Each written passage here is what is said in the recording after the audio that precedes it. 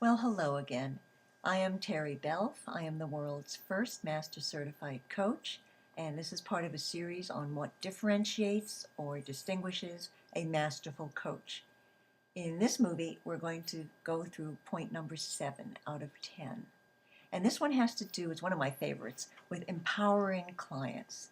To be very honest, in the 27 years, and it's the year 2013 now, in the 27 years I've been doing coaching, I only came to this awareness about 15 years into it.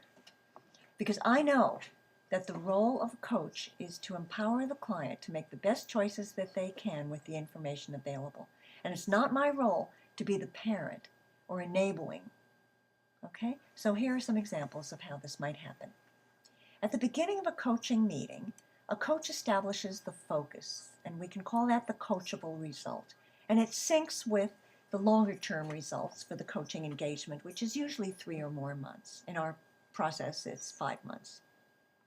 And then you establish the success measure, and that tells you the measure that will give you a sense of the progress that you're making with the client. Okay, so those are established at the beginning. When that's done, a coach who doesn't have much experience is probably going to be racking their brains. What do I do now? What technique should I use? What question would be the best question? How do I proceed? What did I learn? And so on.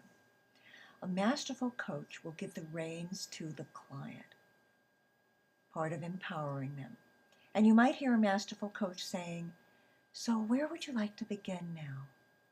What would be the most useful place for us to begin this conversation?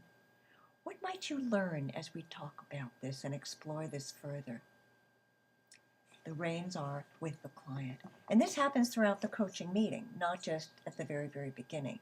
The more leadership you give the client and the more airtime you give the client, the more masterful you are as a coach. Here are some other examples. Let's say your client comes in with an issue that brings some emotion, and a tissue might be needed. So either you have a Kleenex box close by or you don't. In either case, you do not grab it and give it to the client or even give a tissue to the client. You wait and trust that the client can make that choice for him or herself.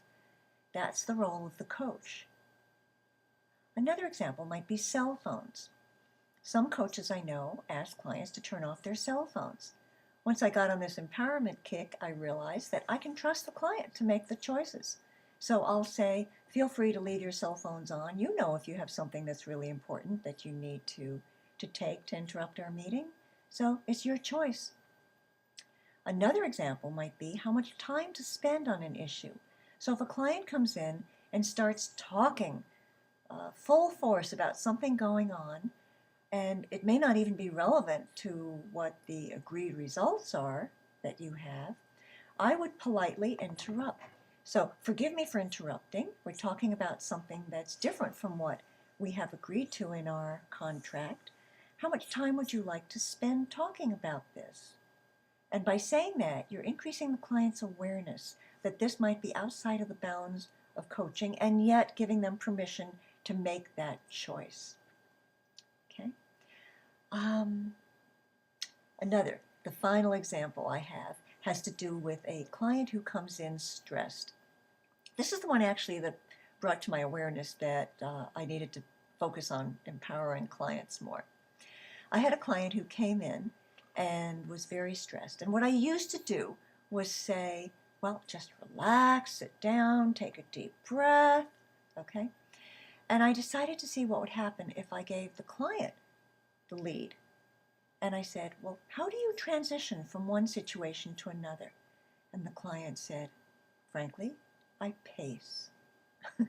I would have said, relax and sit down. So the client paced, and then I had the opportunity to acknowledge, well, aren't you creative and resourceful for knowing how to transition from one state to another? So these were some ways that we can empower our clients. My name is Teri Belf, B like in boy, E-L-F like in Frank, and you can email me at coach@belf.org or go to the web, www.successunlimitednet.com or www.belfcoach.com. And I've written up a lot of this on Amazon too. So thank you very much. I hope you will stay tuned for point number 8 coming up next. Good day.